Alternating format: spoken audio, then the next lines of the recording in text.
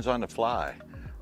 This is Mike here, and we've been noticing on a lot of the blogs that there's a lot of questions about technology, all sorts of things, like auto gen start, batteries, you name it. It seems like there's a lot of questions out there.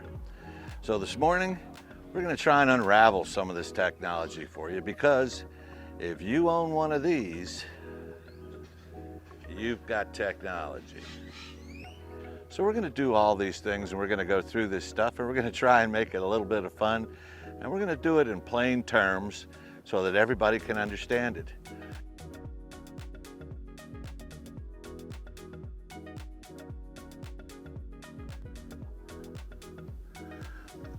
Well, technology is one of those things that seems to hit all of us kind of hard. Things are changing so fast, it's hard to keep up, and sometimes you just don't even know what to spend your money on. So let's start with the most basic of things.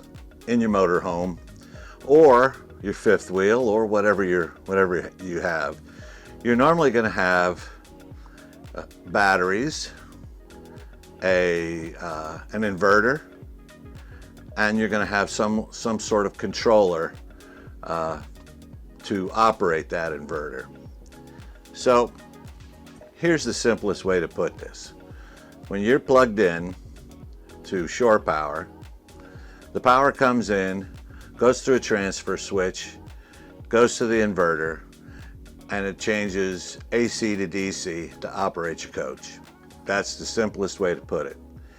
If the shore power stops, it will go to your batteries. And when your batteries get down to a certain level, that's when your auto gen start can kick in and start working for you. Now, you need to set a few things on your controller.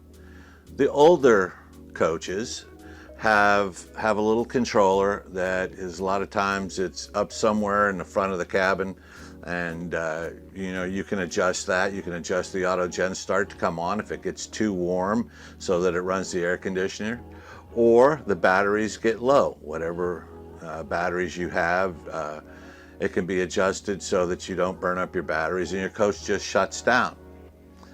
So on the newer coaches, there's usually one panel that controls everything, and you have to go in and go through the menus and find the auto gen start and go from there. Now, one of the next pieces to the puzzle is the batteries. Most coaches come with lead acid batteries, which you have to fill or at least check every 30 days.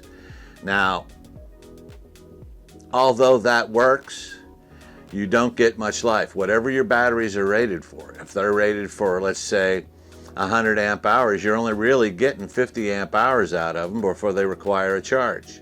AGM batteries are good batteries, but it's a similar situation, but they're maintenance free. And the last battery that I want to talk about is lithium iron phosphate batteries. Now, this is the big tuna. These guys are between $800 and $1,000 a piece. I'm running 6 lithium iron phosphate batteries in my coach, giving me 600 amp hours to work with. Now, I have solar on my roof. I have 900 watts of solar. And what that means is those batteries, when the sun's up and we're not connected to shore power, those batteries will charge via the solar charge controller. If we're plugged in, that power that goes to the batteries comes from through the inverter and into the batteries to charge. Now, unless you're extremely capable of doing electrical work, I would have that sort of a system put together by a qualified technician that can do that to protect your coach. Everybody wants to run air conditioning off their batteries. Here's the real truth. You got to have 2 systems. You got to be running 220 split into 2 panels, 1 panel to run air conditioning and 1 panel to run everything else. It's a complicated setup, and you need soft starts on both air conditioners.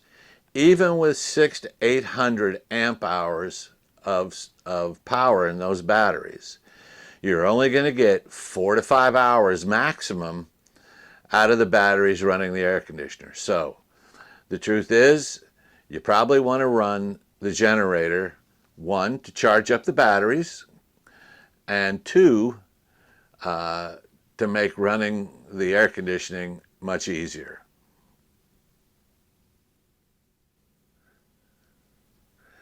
So a quick recap: batteries, generator, inverter, and possibly solar.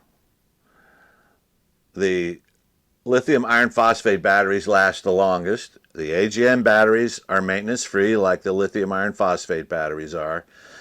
And the regular lead acid batteries that come in most coaches because, quite frankly, they're the cheapest of the bunch, are your battery choices. For me, I'm running lithium iron phosphate batteries. They seem to do the best, and not only that, but you're going to get 300 to 400 cycles out of them, which is a lot. For us, that's probably 10 years. So you put a set of batteries in and you have them for 10 years. So the external power comes in, goes through the inverter, split out to the panels, and then it goes down into the batteries, and you can run your coach.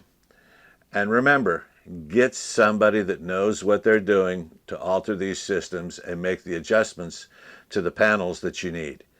Because unless you really know what you're doing, it is perhaps a little too complicated. But setting the auto gen start is not. Stuff that's already installed is made to be operated by the owner of the coach. So go to your controller, find your auto gen start feature, and set it by coach temperature and by your batteries. For a lithium iron phosphate battery, they normally run at 14.6 volts, and I have mine set up that when it gets down to like 11.6 volts, the auto gen start comes on and it runs. So that's one of those things when you're boondocking, it's awesome. We go out and we'll fish all day and we'll do stuff, and we come back and the generator isn't running, and if it's hot and the coach is warmed up to a point, the generator will fire and start to run on its own.